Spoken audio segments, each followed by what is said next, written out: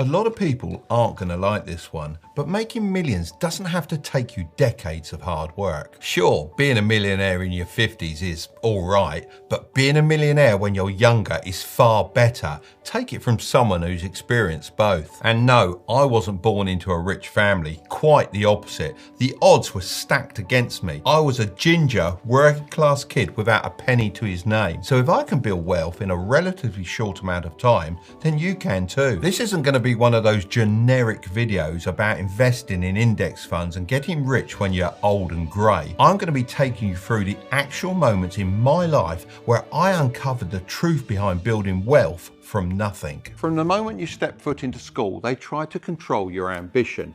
And one memory that stands out to me was sitting in a lecture theatre just like this one. The teacher asked us to write down our dream job, our dream car and our dream house. I was really excited, so I wrote down business owner, Ferrari and mansion. She then said life is going to be tough, so I'm going to break the hard news to you now.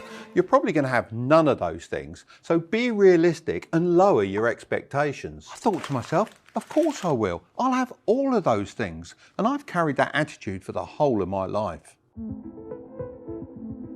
If you allow the system to crush your hopes and dreams, you'll never be able to create wealth from nothing. Look, this isn't some fluffy mindset BS. If you can't even believe something is possible, then how on earth are you going to do the work required to become wealthy? Most people give in to the pressure of being realistic and end up joining the crowd, and then they discourage the next generation from following their hopes and dreams. But you can decide to break the cycle, just like me in that lecture theatre. So if you want to do this, then you firstly need to be very careful about who you listen to. I'm not just referring to those fake gurus on social media. I'm also talking about the people in your life who give their unsolicited advice. While your friends and parents may have good intentions, if they haven't built a large sum of wealth, why would you listen to them when it comes to making money? Secondly, you need to learn to think from multiple angles when trying to solve problems. Most people will come across an obstacle that they've been told is impossible for them to conquer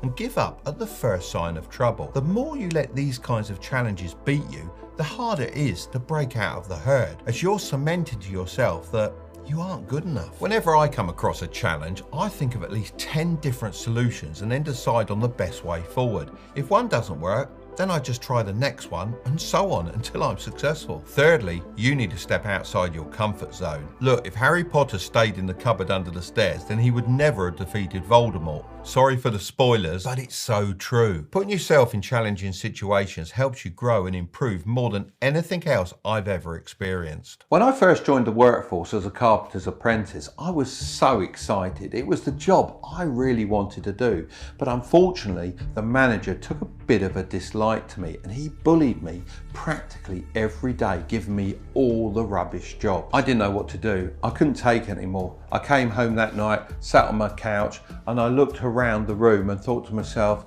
what have I got to lose? I've got no child or wife to look after. I'm 20 years old. I've got to make this decision. Sure, I'm scared of quitting a job. Of course you're scared, but I knew that was the best thing for me. So I quit the very next day. If you're young and have few responsibilities, it's a clear choice to take more risk to increase your income.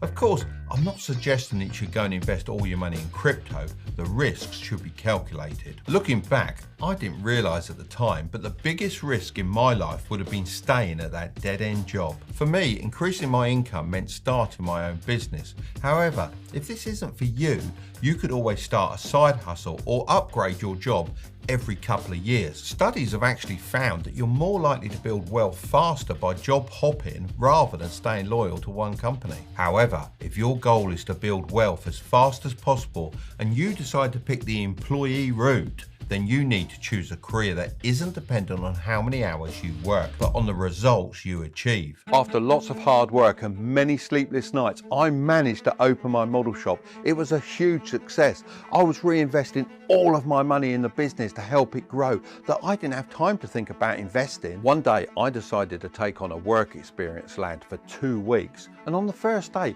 all he kept banging on about was stocks and shares. And I thought, what does a 14-year-old know about stocks and shares?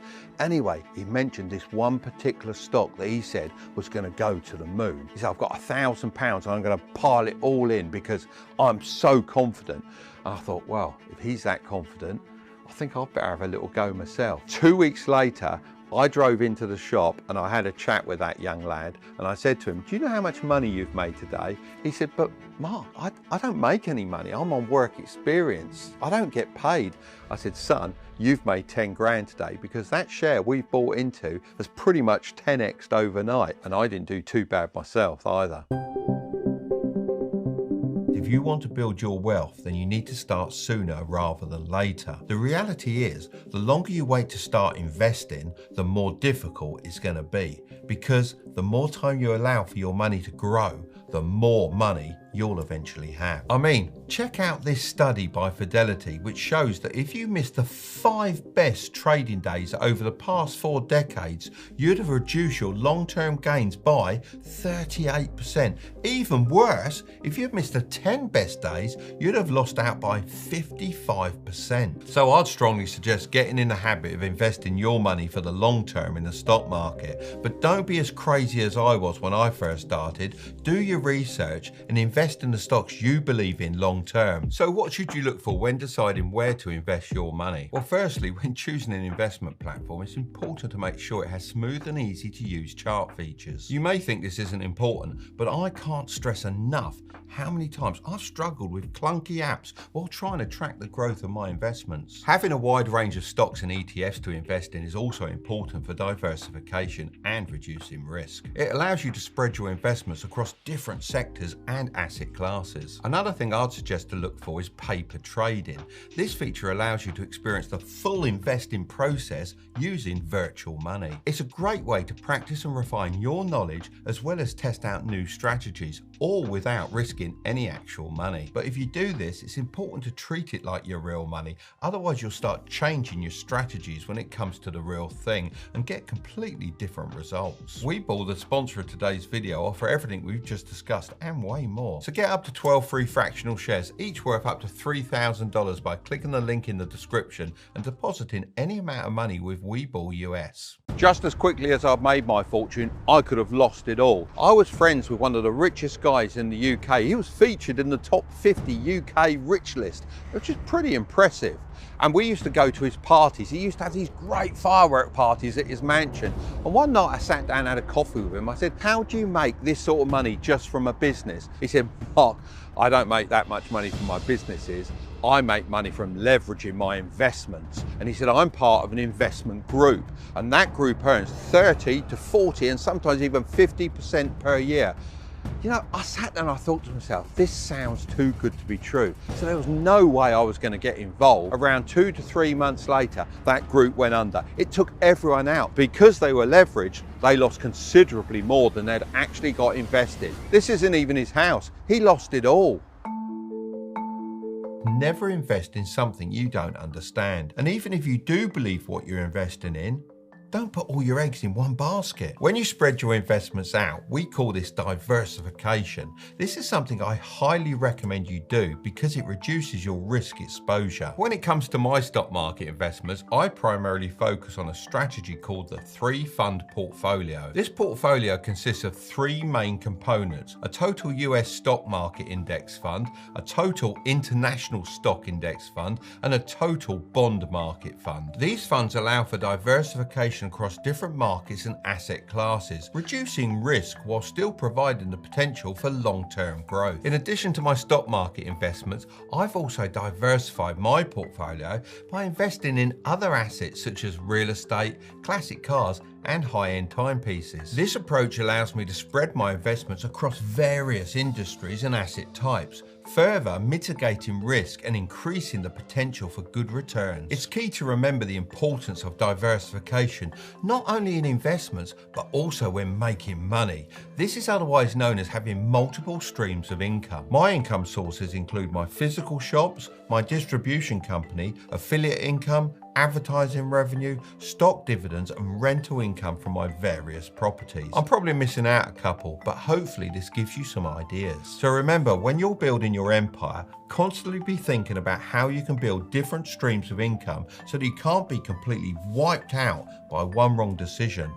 Like my friend. If you want to know 7 side hustles to avoid, then I'm going to leave that video right up there. Don't click on it just yet. Make sure to subscribe if you want to grow your wealth, okay? I'll see you over there.